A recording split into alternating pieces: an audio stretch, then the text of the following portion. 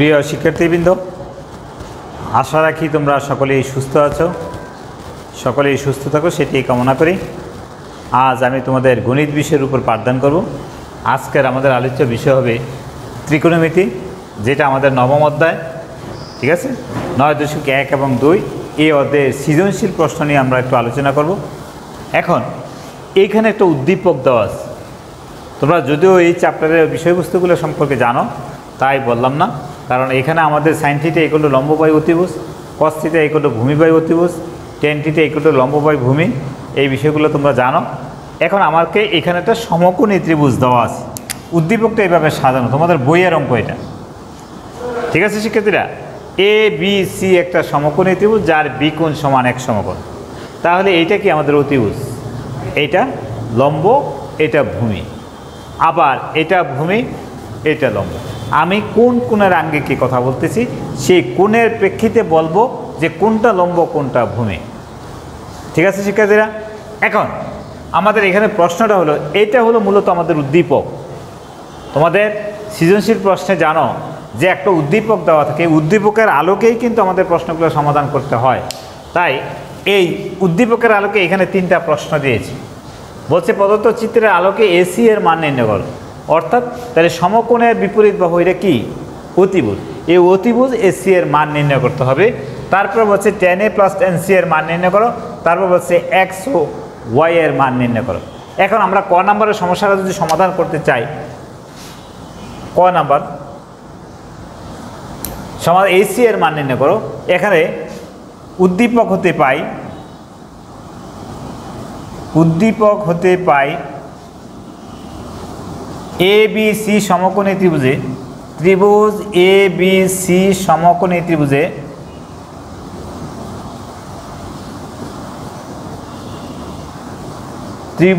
B কোণ সমান এক সমকোণ, বি কোণ সমান এক সমকোণ।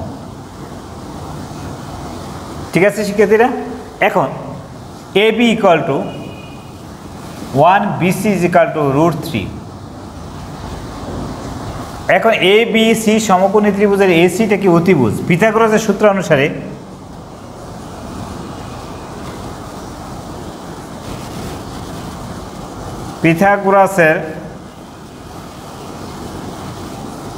সূত্র অনুসারে AC square equal to AB square plus BC square. সুতরাং AC ইজ ইকুয়াল টু কি আসবে, √AB square plus BC square equal to AB এর মান হলো 1 whole square plus √3 whole square, square root কাটা, তাহলে রইল √1 + 3 √4 ইকুয়াল টু 2। তাহলে আমাদের এসি এর মান পেয়ে গেলাম 2। এটাই বলছে আমাদের ক নাম্বার প্রশ্নের জন্য সমাধান। এখন আমাদের এই খ নাম্বার অঙ্ক করতে গেলে আমাদের যে বিষয়টা লাগবে, দেখো খ নাম্বার প্রশ্ন, এইখানে আমরা 2টা বিষয় লিখে নিতে পারি। একটা হলো যে এ কোণের সাপেক্ষে ত্রিভুজ এ বি সি, এ কোণের সাপেক্ষে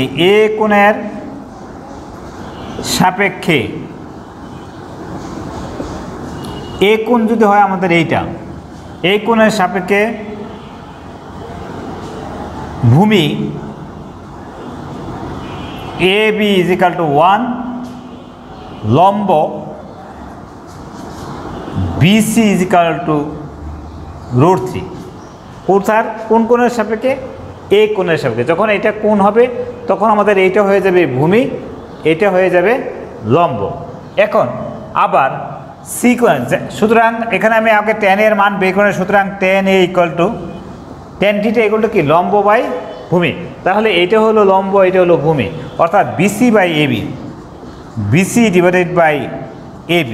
তাহলে BC এর মান কত, এখানে BC এর মান কত লিখেছি, √3 আর 1 ইকুয়াল টু কত পেয়ে গেলাম, √3। tan এর মান পেয়ে গেলাম কত, √3। আবার সি কোণের সাপেক্ষে সি কোণের সাপেক্ষে লম্ব এ বি ইকুয়াল টু 1, লম্ব এ বি ইকুয়াল টু 1, ভূমি বিসি ইজ ইকুয়াল টু √3। এখন এখানে কিন্তু যখন আমাদের কোণটা এখানে চলে আসবে তখন এইটা হয়ে যাবে আমাদের ভূমি, এইটা হয়ে যাবে কিন্তু লম্ব। আর আগে যখন কোণটা আমার এখানে ছিল তখন এটা ছিল ভূমি আর এটা ছিল লম্ব। অর্থাৎ সমকোণী ত্রিভুজের ক্ষেত্রে সমকোণের বিপরীত বাহু অতিভুজ এবং সূক্ষ্মকোণের বিপরীত বাহু লম্ব, এই কথাটা মনে রাখতে হবে। সূক্ষ্মকোণের বিপরীত বাহুটা কি? লম্ব, এবং সূক্ষ্মকোণ সন্নিহিত বাহু সেটা কি? ভূমি। ক্লিয়ার? এখন আমাকে ট্যান সি, সুতরাং ট্যান সি যেহেতু সি কোণের সাপেক্ষে, তা ট্যান থিটা ইকুয়াল টু কি? লম্ব বাই ভূমি, অর্থাৎ A B by BC, A B divided by BC, অর্থাৎ 1/√3। এখন আমাদেরকে যদি tan A plus tan C এর মান বের করতে হয়, সুতরাং tan A plus tan of C, tan A এর মান কত পেয়েছি? √3, বসালাম √3, ট্যান সি এর মান পেয়েছি 1/√3।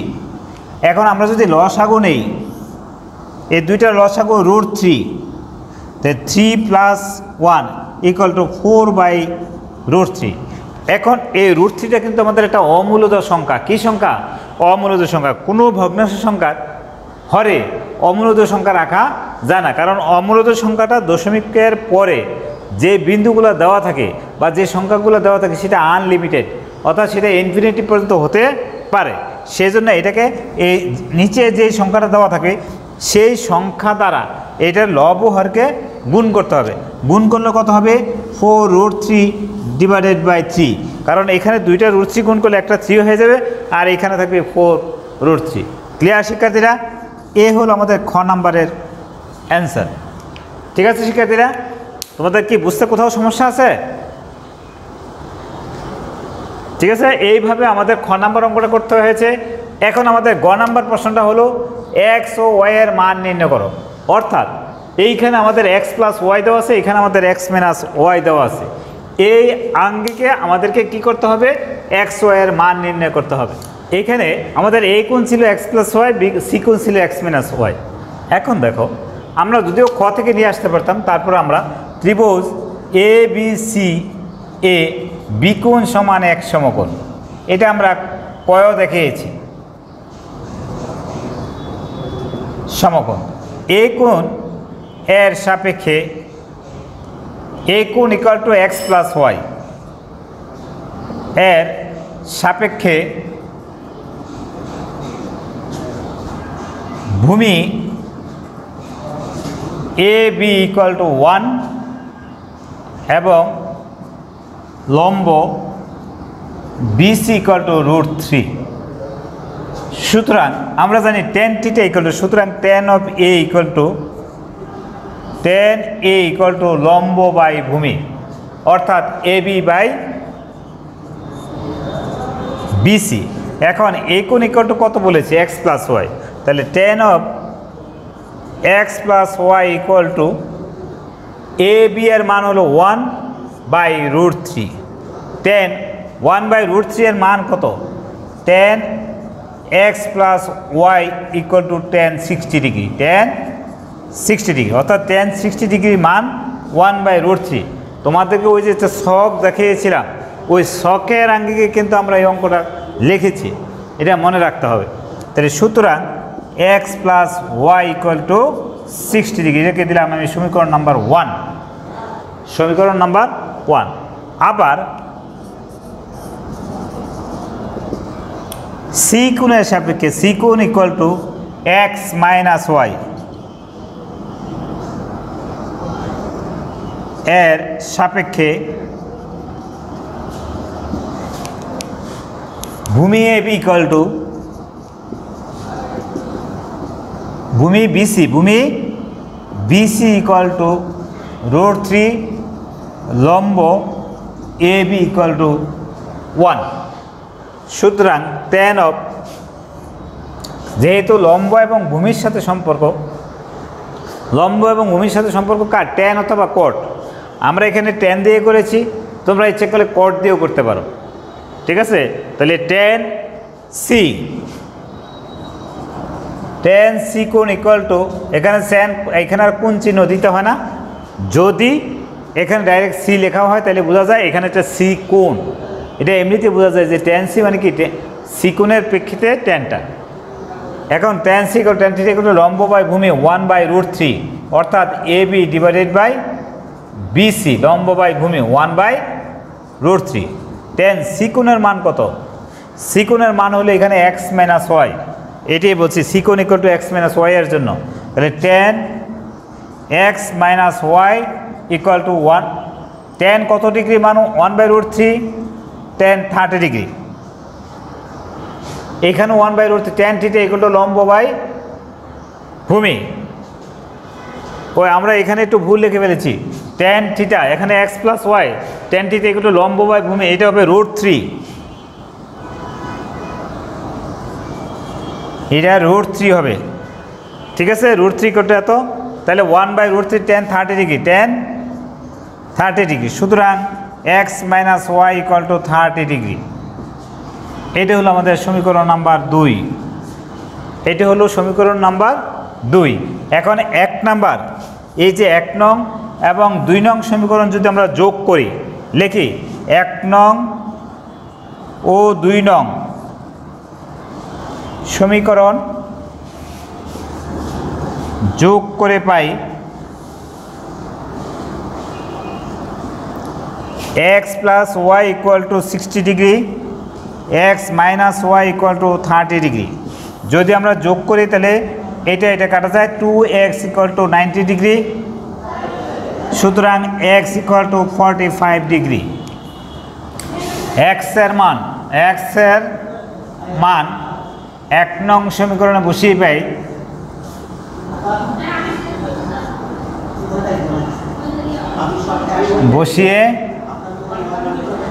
পাই কারণ এখানে x plus y equal to 60 degree ছিল, তাহলে 45 degree plus y equal to 60 degree, y equal to 60 degree minus 45 degree. সুতরাং ওয়াই ইকুয়াল টু 15 ডিগ্রি। আমাকে বলছে এক্স ও ওয়াই এর মান নির্ণয় করো। সুতরাং x is equal to 45 degree এবং ওয়াই ইকুয়াল টু 15 ডিগ্রি। এটাই আমাদের অ্যান্সার। ঠিক আছে শিক্ষার্থীরা?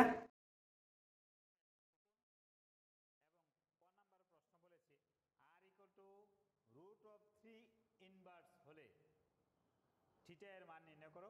P plus Q equal to √2 হলে প্রমাণ করো যে theta equal to 45 degree. 7p square plus 3q square equal to 4 হলে দেখাও যে tan থিটা ইকুয়াল টু 1/√3। তাহলে এখানে আমাদের কি থিটার মানটা যদি বের করতে পারি তাহলে আমাদের খুব ইজিলি হয়ে যাবে। তাহলে ক নাম্বার এটা দেখো, ক নাম্বার অঙ্ক ছিল r ইকুয়াল টু √3 ইনভার্স। এখন বা r ইকুয়াল টু 1/3 লেখা যায়। আর ইকুয়াল টু দেওয়া আছে আমাদের tan থিটা, তাহলে tan theta equal to tan of theta equal to 1/√3। tan কত ডিগ্রি মান? 1/√3, tan 30 degree. tan theta equal to tan 30 degree, tan 30 degree. সুতরাং থিটা ইকুয়াল টু 30 ডিগ্রি। এখানে বলছি p plus Q equal to √2 হলে প্রমাণ করে যে থিটা ইকুয়াল টু 45 ডিগ্রি। এখন খ নাম্বার দেওয়া আছে p plus Q equal to √2। p এর মান কত? Sine theta. তাহলে বা সাইন থিটা প্লাস কিউ এর মান এখানে দেওয়া আছে cos theta, cos of theta equal to √2। Sine theta equal to √2 minus cos of theta. এখন উপপক্ষকে আমরা বর্গ করি, sine square theta equal to √2 minus cos of theta whole square. এটা কি করেছি? উপপক্ষকে বর্গ করে। তাহলে বিষয়টা কি দাঁড়ায়? Sign square theta equal two, এটাকে যদি এ ধরি আর এটাকে যদি বি ধরি তাহলে A minus B whole square. আমরা বলতে পারি A square minus 2 A B plus B square. Sine square theta equal to কিন্তু 1 minus cos square theta. Sine square theta equal to সূত্র আছে 1 মাইনাস কস স্কোয়ার থিটা। এটাকে square root কাটা গেলে 2 minus 2 root 2 cos of theta plus cos square theta. এখন এটাকে এদিকে নিয়ে আসি, সবগুলোকে আমরা এদিকে নিয়ে আসি। মাইনাস কজ স্কোয়ার থিটা, ওই পাশ থেকে এটা আসলে এটাও মাইনাস কজ স্কোয়ার থিটা। এটা যখন এই পাশে চলে আসবে plus 2 root 2 cos of theta plus 1 minus 2 equal to 0। এটা প্লাস 1 আছে, এটা এই পাশে চলে আসলে মাইনাস 2 হয়ে যাবে। তাহলে minus 2 cos square theta plus 2 root 2 cos of theta minus 1 equal to 0। এখন আমরা যদি মাইনাস কমন নিই তাহলে বিষয়টা আসছে 2 cos square theta minus 2 root 2 cos of theta plus 1 equal to 0। উভয় পক্ষকে মাইনাস 1 দ্বারা গুণ করি। 2 cos square theta minus 2 root 2 cos of theta plus 1 equal to 0। কী করেছি? মাইনাস 1 দ্বারা উভয় পক্ষকে গুণ করেছি। এখন এটাকে আমরা মিডল টার্মও করতে পারি অথবা সূত্র ভাঙাতে পারি। দেখো root 2 cos of theta whole square minus সূত্রে 2 into root 2 cos of theta into 1 plus 1 whole square equal to 0। এই লাইনটাকে যদি আমরা একটু হিসাব করি তাহলে আমরা এই উপরের লাইনটাই পাবো। তাহলে কি দাঁড়ালো? A square minus 2 A B plus B square A minus B whole square root 2 cos of theta minus 1 whole square equal to 0। যেহেতু এটা বর্গরাশি, এখন আমরা এটাকে উপপক্ষকে বর্গমূল করলেও পারি অথবা একটাকে লিখে নিয়েও হয়, বা root 2 cos of theta equal to minus 1 যেহেতু আছে ওই পাশে গেলে প্লাস 1 হয়ে যাবে। Cos of theta equal to 1 by root 2। এখন কস কত ডিগ্রি মান? 1 বাই রুট 2। এখান থেকে লিখতে পারি cos theta equal to cos of 45 degree. সুতরাং theta is equal to 45 degree. আমাদেরকে কিন্তু এইটাই প্রমাণ করতে বলছে যে থিটা ইকুয়াল টু 45 ডিগ্রি, সেইটা আমাদেরকে দেখাতে বলছি। ঠিক আছে, তাহলে কি আমাদের 45 ডিগ্রি বের হয়েছে? হয়েছে। সুতরাং থিটা ইকুয়াল টু 45 ডিগ্রি, এইটি আমাদের কি প্রমাণ করা, প্রুভড। তোমাদের আমাদের যে বিষয়বস্তুগুলো আছে, যেমন এখানে বর্গমূল করা যাবে অথবা উভয়পক্ষকে দুইটা গুণ করে নিয়ে যেহেতু দুইটা রাশি গুণফল ইকুয়াল টু 0, তাহলে যেহেতু দুইটা একই জিনিস, একটাকে আমরা কমন নিলেও হয়ে যায়, অথবা একটাকে উভয়পক্ষকে যেইভাবেই করি না কেন সেটার মান আমরা 0 বসাতে পারি। এখানে ইচ্ছে করলে আমরা আরেকটা লাইনে লিখে নিতে পারি, root 2 cos of theta minus 1 equal to 0। এই লাইনটা লিখে নিলেও হবে, না লিখলেও এখান থেকে ডাইরেক্ট লেখা যাবে। ঠিক আছে শিক্ষার্থীরা?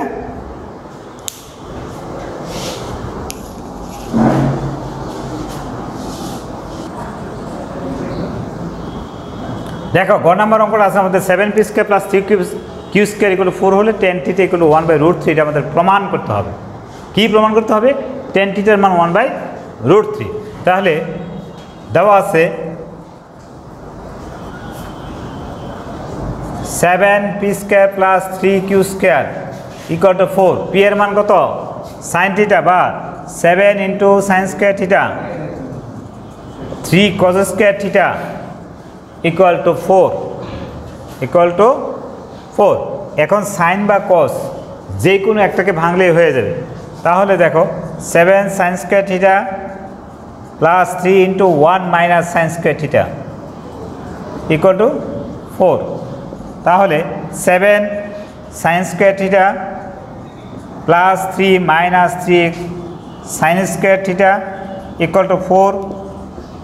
7টা থেকে যদি 3টা চলে যায় আমার থাকে 4টা সাইন স্কয়ার থিটা এই ইকুয়াল টু 4 মাইনাস 3।